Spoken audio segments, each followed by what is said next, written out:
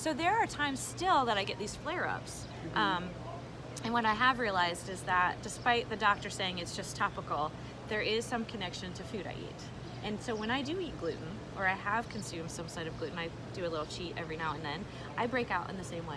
I break out with the scaly. Can you feel it coming on? Oh yeah. Like I mean, it gets itchy? It gets itchy right behind. So like some of you might have this too. Like right behind my ears, right here, and then through my jawbone right here, it gets red and itchy. And the more I've had, the bigger the flare. Dairy is not at all like bothers me at all. I told you I suspect coconut, which I feel like is gonna kill me because no gluten. I mean, like it's really hard to find products. That's a very naturally it's one of those things that's in everything. But I'm not confirmed on that yet. I'm still testing that out with different things. But I also think like maybe this is a good time for me to like get on a little soapbox. Is like sometimes when you see somebody not washing their hands in the bathroom, it's not because they're unsanitary. They're trying to avoid. I can't use like you think about the things you can't use. Like I cannot use the soap in the normal bathroom.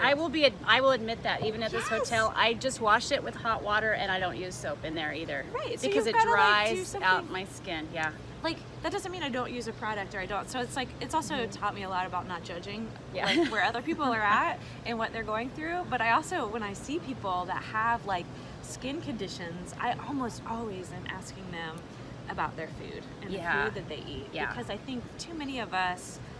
And a lot of doctors are just really like, oh, it's a substance or whatever, but it can also be the food we eat. And so if you didn't have, you've gone further to figure out what those foods are. Yes. But if you were to go to just a regular traditional doctor with the skin condition you have, what would or did they tell you to do?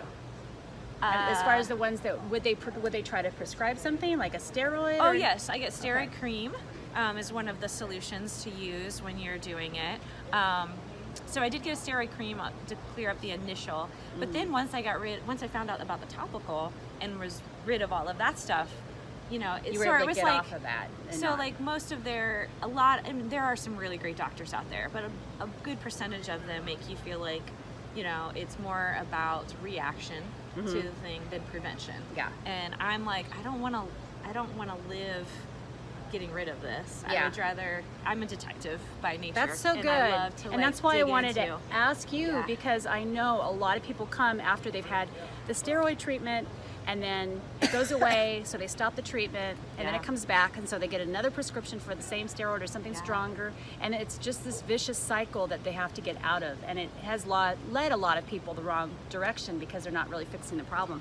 And then through food, though, you've been able to figure out, and for you, it's mostly gluten and possibly coconut, which is a bummer. Because that's not a product. It's definitely gluten, possibly coconut.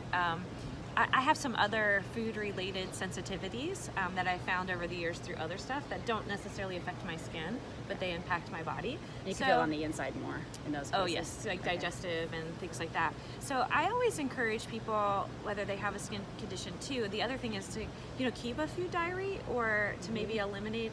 So like when I suspect coconut, I was eating a lot. Anybody eat coconut noosa? Stuff is delicious.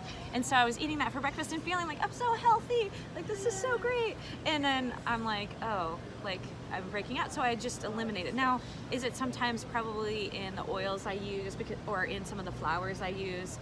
Yes. But I've started to look at those too. And the flare went away.